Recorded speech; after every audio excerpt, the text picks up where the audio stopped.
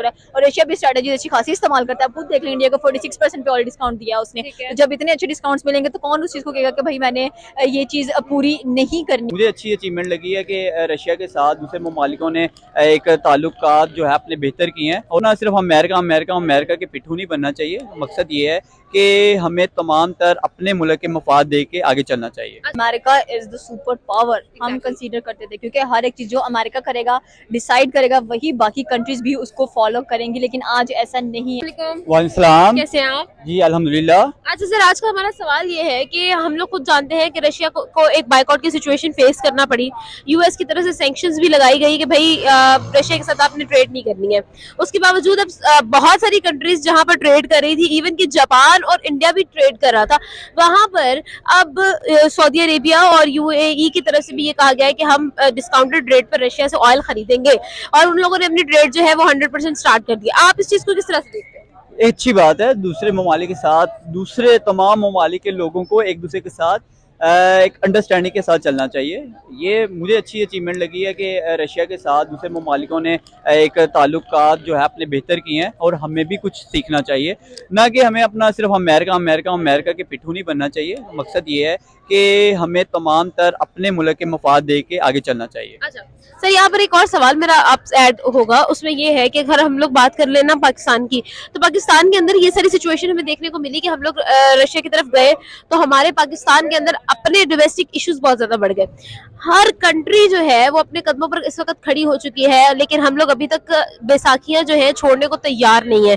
आपको क्या लगता है, आप इस चीज को किस तरह से देखते हैं कि ये जो चीज है, सेल्फ सफिशिएंट होना पाकिस्तान की किस्मत में क्यों नहीं है? हम मुझे ये देखें ना कि सबसे बड़ी बात ये है कि हमारे यहाँ पे एक तो इंस्टेबिलिटी नज़र आ रही है अभी रिसेंटली देखा जाए। दूसरा ये कि हम लोगों के बैकन पे कुछ ऐसे लोग मौजूद हैं जिन्हें हम आम लफ्ज़ों में हैंडलर कह सकते हैं, एस्टेब्लिशमेंट कह सकते हैं, जिन लोगों ने हमारे मुल्क को आज तक सही सिमत की तरफ जाने ही नहीं दिया गया। अगर देखा जाए 75 ईयर्स का एक टाइम स्पेंड किया, और 75 ईयर्स में हमें एक डायरेक्शन नहीं मिल सकी कि हम उस डायरेक्शन पे चलते हुए एक स्टेप भी अपनी मर्जी का उठा सकते। आप देखेंगे मुशर्रफ का दौर देख लें, उसके बाद अगले जितने भी हमारे आर्मी चीफ जो हमारे यहाँ से रिटायर होकर जा चुके हैं उनका दौर देख लें, किसी एक ने भी हमारे मुल्क को सही सिमत की तरफ नहीं ले जा सका। आखिरी सवाल मेरा आपसे सर ये है कि आपके ख्याल में आपको क्या लगता है कि ये जो तमाम तर सिचुएशन है, रशिया का जो है बाकी कंट्रीज के साथ ताल्लुकात और टाइज स्ट्रॉन्ग करना, इवन कि अरब कंट्रीज भी उनकी तरफ जा रही हैं, तो पाकिस्तान को क्या करना चाहिए, क्या हिकमत अमली होनी चाहिए पाकिस्तान? अभी रिसेंटली आपको मैं फिर इसमें एक एडिशन कर देता हूँ कि हिना रब्बानी गई थी और वहाँ के प्राइम मिनिस्टर, उनके फॉरेन मिनिस्टर ने कहा था कि आपकी टीम किधर है, आपकी बिल्कुल आपकी डेलीगेशन कहाँ है? जी बिल्कुल। मकसद ये है कि हम लोगों ने अपना इमेज खुद खराब किया है। इवन की हिना रब्बानी घर की तरफ से ये कहा गया है कि we are not as great as Russia is. अब देखिए ना, हम लोग कहाँ फाल कर रहे हैं। मेन मकसद ये है कि हम लोगों ने जब अपने आप को ठीक करना ही नहीं है तो हम किसी के बारे में क्या। अब देखें, इसमें मेन चीज़ है इंस्टेबिलिटी है, और हमारे मुल्क में कुछ ग्रुप बंदी आ जाती है, कुछ हमारे बड़े ऐसे हैं जिनको हमें मानना पड़ता है, यानी कि हमारे बड़े वही हैं या अमेरिका, या फिर हमारे बड़े वो हैं जो इनको मानते हैं अमेरिका वालों को, ठीक है, तो जिनकी वजह से आज तक हमारा मुल्क सही सिमत में नहीं जा सका है, और नहीं जाएगा जब तक ये लोग अगर आज़ाद मुख्तार तरीके से हमारे मुल्क को आगे नहीं लेके चलेंगे तो। बिल्कुल ठीक है जी, बहुत शुक्रिया, थैंक यू सो मच। कैसी हैं आप? ठीक ठाक। अच्छा, इसी तरह आज का हमारा एक क्वेश्चन ये है कि आप खुद जानती है कि यूएस ने बहुत सारी सैंक्शंस जो है वो सामने रखी थी जब रशिया और यूक्रेन की वॉर स्टार्ट हुई थी, और उनकी तरफ से कहा गया था कि हम लोग रशिया को एक बाइकआउट देंगे, रशिया को बैकलैश का शिकार करना पड़ेगा, जिसकी वजह से हम लोग टेरर को सपोर्ट नहीं कर सकते हैं। उसके बावजूद यूरोप खुद तो ऑयल खरीदता रहा, हम लोगों ने बहुत सारी सिचुएशंस देखी। अब सऊदी अरेबिया और यूएई भी रशिया से जो है ट्रेड करने से पीछे नहीं हट रहे हैं, बल्कि वो लोग जो है यूएस की सैंक्शंस को बैकलैश करते हुए, उसको डिस्ट करवाते हुए उनसे ट्रेड भी कर रहे हैं। आप इस चीज को किस तरह से देखती हैं कि ये जो सब कुछ हो रहा है, आपके ख्याल में ये किस तरह से? देखिए, पहली बात तो ये है कि एक जमाना था जब हम कहते थे कि that America is the super power हम कंसीडर करते थे, क्योंकि हर एक चीज जो अमेरिका करेगा, डिसाइड करेगा, वही बाकी कंट्रीज भी उसको फॉलो करेंगी। लेकिन आज ऐसा नहीं है, क्योंकि देखें, अगर जैसे कि आपने बात की कि जो सऊदीया एंड दुबई है वो भी रशिया के साथ जाके ट्रेड करना प्रेफर कर रहा है, और वहाँ पे कह रहा है कि वो कि हम ऑयल खरीदना जो है ना उसे प्रेफर, क्यों? क्योंकि देखिए उनको बेनिफिट मिल रहे हैं, उनको डिस्काउंट अच्छे मिल रहे हैं। अमेरिका इतने सेक्शंस लगाएगा तो कौन किसी को फॉलो कैसे कर पाएगा? कोई किसी को फॉलो नहीं कर पाएगा इस चीज के अंदर। वैसे भी दुबई और सऊदी सऊदी ने अपना बेनिफिट देखने का रशिया से मुझे क्या बेनिफिट हो रहा है, और रशिया भी स्ट्रेटेजी अच्छी खासी इस्तेमाल करता है। खुद देख लें इंडिया को 46% पे ऑल डिस्काउंट दिया उसने, तो जब इतने अच्छे डिस्काउंट्स मिलेंगे तो कौन उस चीज़ को कहेगा कि भाई मैंने ये चीज़ पूरी नहीं करनी है। अब आप खुद देख लें कि अगर हम इस वक्त बात करते हैं इंडिया की, तो इंडिया भी अमेरिका को आंख दिखाता है। ठीक है, कैसे दिखाता है, क्यों दिखाता है? इकोनॉमी मजबूत है उसकी। एक जमाना रशिया कहता है कि मैं सुपर पावर, अपने आप को वो भी कंसीडर करता है मैं भी सुपर पावर, इंडिया भी कंसीडर करना स्टार्ट हुआ है। अब उसके बाद चाइना भी उस फील्ड में शामिल हुआ है कि मैं भी सुपर पावर हूँ। अब 4-5 सुपर पावर जब एक साथ आके लड़ रही हैं आपस में कि हम कौन सी हैं, तो एक सुपर पावर जो डाउन जा रही है उसके ऊपर सबकी नजर है। अब जैसे कि अमेरिका है, अब उसके डॉलर देख लें, सिर्फ पाकिस्तान वाहिद कंट्री ऐसी है जहाँ पर डॉलर का प्राइस रेंज इतना ज्यादा हाई जा रहा है, बाकी कहीं पे भी नहीं जा रहा है इतना अच्छा, यहाँ ज्यादा। पर एक और सिचुएशन है कि अगर हम लोग बात करें यूएस के बारे में, यूएस की पोजीशन के बारे में, तो एक टाइम था आपकी तरफ से खुद कहा गया है कि जब हम लोग कहते थे कि US is a super power, but you think अगर हम लोग अब की बात करें तो क्या यूएस जो है अपनी ग्रेटनेस को खोता हुआ जा रहा है? और अगर हम लोग बात करें तो बाकी कंट्रीज के अंदर जो यूएस का कंट्रोल था, जो ग्रिप थी, उसके बारे में आपको क्या लगता है? बिल्कुल सही बात है कि देखिए सुपर पावर मैंने इसलिए कहा ना क्योंकि था वो एक जमाने में, अब वो नहीं है। क्यों नहीं है?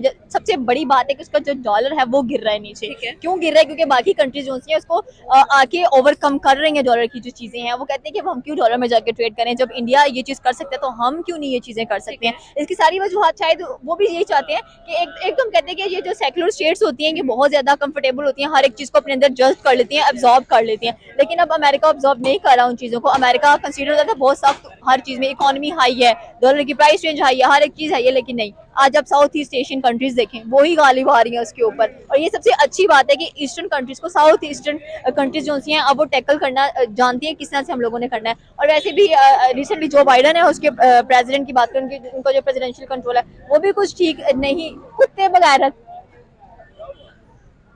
Sorry यार, वो प्यार बाद में दिखा देते हैं।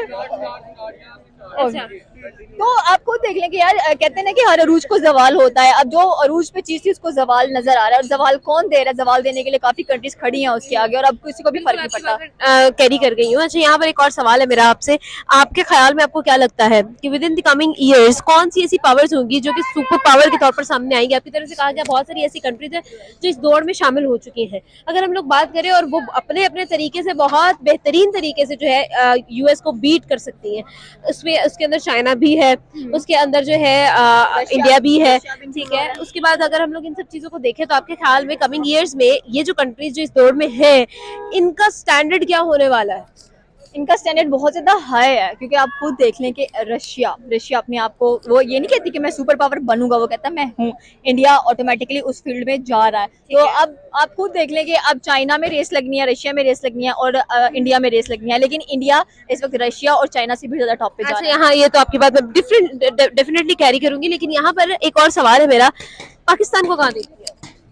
पाकिस्तान कहीं नहीं है।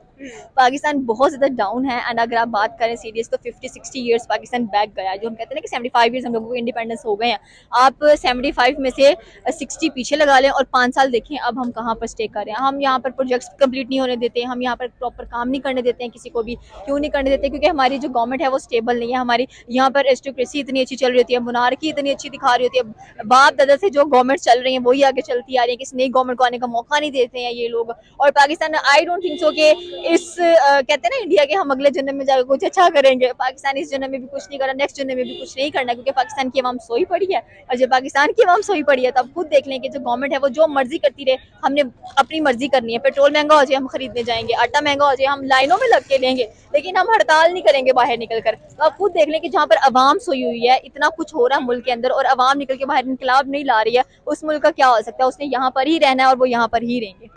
यार इसमें ना देखो, अगर अमेरिका ने खुद ट्रेड अपनी कंटिन्यू रखी हुई और बाकी ममालिक को मना कर दिया, तो साफ वाजे है कि अमेरिका पहले अगर ये समझता था कि मेरी ग्रिप जो है वो बाकी कंट्रीज पे, ओवरऑल पाकिस्तान कह रहा हूँ, ओवरऑल वर्ल्ड पे उसकी अच्छी खासी ग्रिप थी, और इसमें कोई शक नहीं है कि उसके जो भी ऑर्डर्स होते थे वो सबको मानने पड़ते थे। तो अब अगर ये देखा जाए कि रशिया से अगर अमेरिका की ट्रेड अभी तक चल रही है, और उसके बावजूद अगर इंडिया और दूसरी किसी कंट्री ने भी ट्रेड कर लिया, तो अमेरिका को कम से कम इसके ऊपर अब कोई गिला या शिकवा तो अव्वल तो नहीं करना चाहिए। अगर कर भी रहा है तो इसका मतलब साफ वाजे है कि अब अमेरिका की वो ग्रिप खत्म हो चुकी है जहां अमेरिका ये सोचता था, क्योंकि इंडिया जो है वो कितना बेहतरीन तरीके से तरक्की की तरफ जा रहा है वो सबको नजर आ रहा है।